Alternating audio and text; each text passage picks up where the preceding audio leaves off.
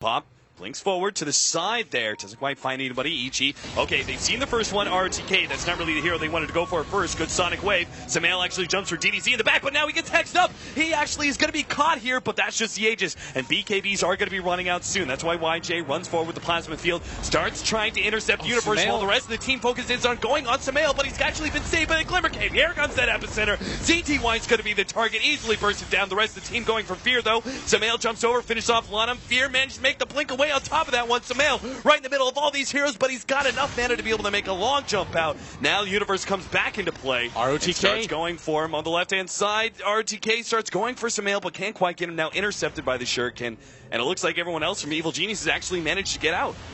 They lose 2, and all EG dropped was that Aegis. If they had vision in that fight for Sumail when he got Glimmer Cape by PPD, they would have won that fight. Yep. They would have killed Sumail right there, and they could have continued to go for the chase. And oh, wow. Sumail's going to get a free kill. Yeah. He might actually go down, though. He's only got a little bit more mana left. Last bit of ball lightning jump, but he gets caught off the tail end of the impale. So that one exchange, the very hand exchange from him for ROTK is not worth it. But the big picture-wise, Evil Geniuses definitely won that fight. Oh, man. I feel so bad for eHome because that's 2 fights in a row that just... If things broke their way a little bit better, they could have won. Yeah, if they just had countervision. I mean, that was such a good plan. Like YJ basically utilizing the last couple of seconds of BKB and his natural tankiness runs towards the rest of the team, especially Universe, right? Like he's trying to address Universe, trying to make sure that that guy does not get off a good epicenter, and the rest of his team just centers on the Storm Spirit. That was such a smart plan. In the middle of such a hectic team fight like that, they immediately made the right call. It's just the prep wasn't there. They didn't have the countervision. If you look at EG's lineup, they don't actually have physical damage. Like the Storm Spirit is probably their best physical damage dealer. Fear's gone for the Aghanim Scepter into the Lincolns, a pretty defensive build that heavily centers around his ultimate. Sumail's going to go for the Shivas, no Hex or anything like that. He does have the Orchid, I guess, but he's the main physical damage dealer. So if they're able to pop Sumail in that fight, get him out of the way, slow him down, and then chase the rest of EG, they conceivably could have won that fight, and in a pretty dominating fashion, too. Mm-hmm. Because the Razor's incredibly tanky. Yeah. And same with the Bloodseeker. He's got 2k HP with 15 armor. So they probably could have won that fight if you rerun that fight with just 1 sentry. Yeah. Because they locked down Sumail, he was silenced, but then the Invis comes in, he waits out the silence, turns everything around for them. But to make a point clear, the physical damage, the reason you're pointing out the lack of physical damage on EG is the fact that the physical damage is usually sustained, right? Like the rest of magic damage that Evil Geniuses have, essentially you throw it out and you're kind of done. So if they manage to take out the sustained damage of the Storm Spirit, Evil Geniuses just eventually would have run out of steam in that fight, wouldn't have been able to kill as many heroes, and eHome just would have steamrolled them from there. yeah, but you can't really mess up fights against a bounty hunter because things do just get more dire. The difference in net worth is now approaching 12k. The difference in XP is probably the more troubling statistic. It's up to 15k right now. But again, eHome, the chance is still there. The way that you should look at it is not the fact that they're down 12k. It's more that they haven't had a perfect fight, and they're still coming close. When it comes to the point where they have a perfect fight and they get stomped, then yes, that's enough for you to call it. But this is why comebacks exist, because eHome can still get a better fight off than they have so far. Like, they can get better bashes on ROTK. They could kill Sumail in the beginning with a little bit more coordination. So I think that the hope is still there if you're an eHome fan. Aghanims is the next choice for our Razor, making him even tankier. I mean, overall, I think I really like this build from the Razor. His choice to try and go for the SNY first was maybe just a little bit questionable because they weren't far enough ahead, I think, at that point. But he opts to then, complete the BKB, go back for the SNY, Aghanims. I mean, there's just so many stats here on this hero, and he's going to be a very good source of sustained damage. Evil Geniuses, if they can't pop him early on, if they're not able to focus him down, Razor's just going to tear the fight apart if he can lock down heroes. And that's the big problem, right? Evil Geniuses are incredibly mobile in these fights. They've got 4 out of their 5 heroes that have some sort of movement speed or jump. Track being given to everyone, Storm Spirit and Queen of Pain obviously blinking, and then our Sand King with Burrow Strike and blink as well. AUI's got a blink dagger too, so the mobility of EG should not be underestimated.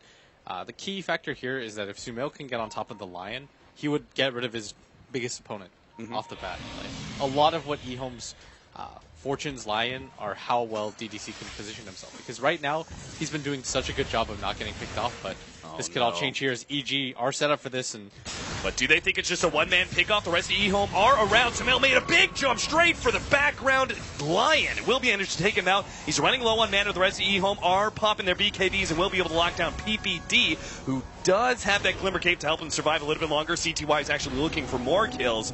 Chain Frost does quite some havoc to eHome. At the end, it's a one-for-one trade-off. Oh, they're going to re-engage on this. CTY.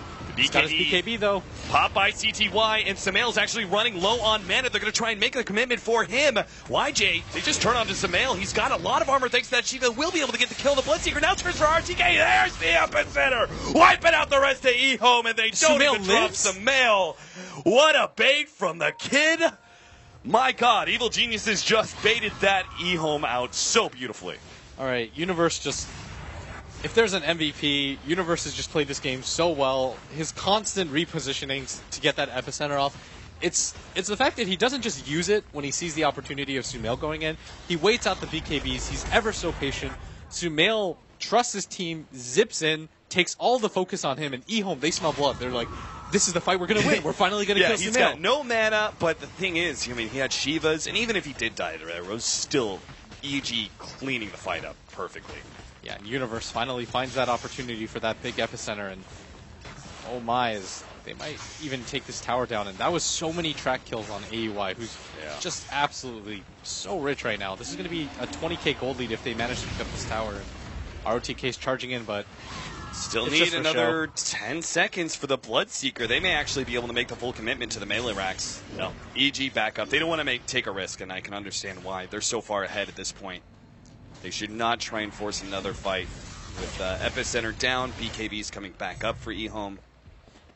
I was getting really excited for eHome. I thought there was a point right there where it just felt like YJ couldn't die. And he was able to survive the initial onslaught. I thought things were going to be able to turn around for them, but that window of opportunity I was talking about where, you know, you're looking for that perfect fight that'll happen is slowly starting to close. You also got to point out Sumail's beautiful initiation to start all that off. Like when they jumped YJ, and I thought for a second actually that Evil Geniuses were being baited out by the Razor completely, and they were just like, oh, let's just kill the Razor and back out. But EG knew. I mean, they knew eHome was sitting behind that Razor, and Sumail jumping in with the Shivas active way to the back, straight where the Lion was, hit that Orchid on him and immediately popped him. As you said, like, killed the biggest threat to Sumail. That's the thing that you should always weigh as any type of mobile initiator is who does the most to you versus how much HP do they have. Yeah. A Lion has 7 armor and 777 HP, but he does so much to your hero. Why not just kill him? Universe leading things off here. Fear comes in with his Scythe of Ice targeting, and they're actually going to try and go for the Razor first here. Double BKBs activated. They go for Fear, trying to lock him down, but with Glimmer Cape and Blink away, he will be able to get some distance. CTY keeps on going, but Universe, he's going to pop the epicenter. They actually control CTY and burst him down. Now the epicenter comes in, going straight for RTK, who's orchid it up. He will go down as well. Lana pops the Tombstone, but what factor is it really this late into the game? DDC hits the MPL in the Universe. Maybe they can get that one pick off. Finger of Death is enough to secure that one, but everyone else from eHome's going to fall. EG win yet another team fight, and GG is the call. eHome, I think, were just so desperate to find something, and team fight after team fight, they just keep losing and losing. They got to know they're a drastic net worth behind.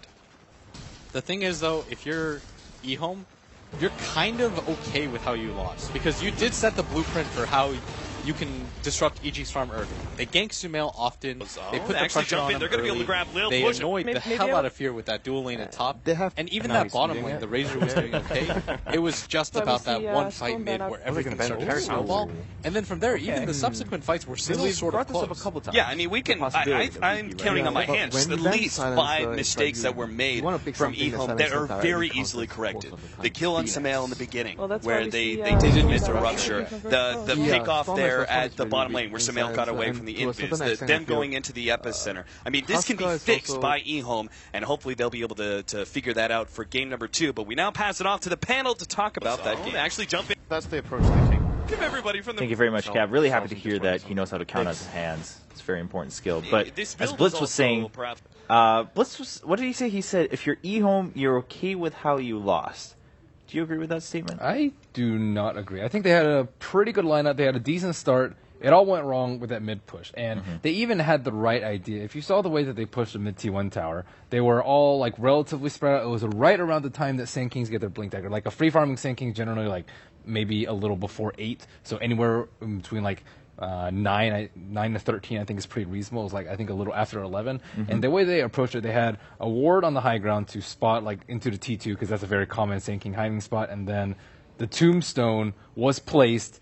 I think they spotted out the Sand King like right as he was catching Emperor's Center. That was like the game-defining moment. And then like after they broke even that fight, but they with their lineup they should have probably like they wanted 2-0 them, pressure the T2, and then you know kind of control the map from there. And that just halted all of their momentum, and they were just fighting an uphill battle from that point forward. Yeah, from that point forward as well, they actually stopped trying to fight. Because they knew they weren't going to win any fights if they were actually trying to find them. And then EG could just do whatever they want. They found some pickups themselves. And even though like Sumail was shut down early on in the game, they just tried to, like EG was able to play their own game. And therefore EG was able to, in the end, just get so far ahead. Yeah, I mean, on that end, I mean, it does sound like really just trying to give credit to EG, of course, did play very well. Winter, what's your take on that? Yeah, I think that was the most important moment that happened in the game. It changed the whole face of the game entirely. If eHome were to cancel the blink from the Sand King with the tombstone just by a fraction of a second quicker, I think the whole game would have been different. They would be taking towers continuously after that because you won't have epicenter to defend the next push, and everything would go eHome's way. But because that fight didn't go their way, I mean, they sort of traded even, like you mentioned, but there was track, so it becomes uneven because of that. And their lineup is supposed to, control the map at that point. They are strongest. That's their timing window. They have to be able to take towers. They have to be able to take fights. And then again, they did a very good job of knowing that they might have, like EG might have a blink on the Sand King. They were doing everything right about scouting. It was just like a matter of them being really unlucky with the timing of epicenter still going off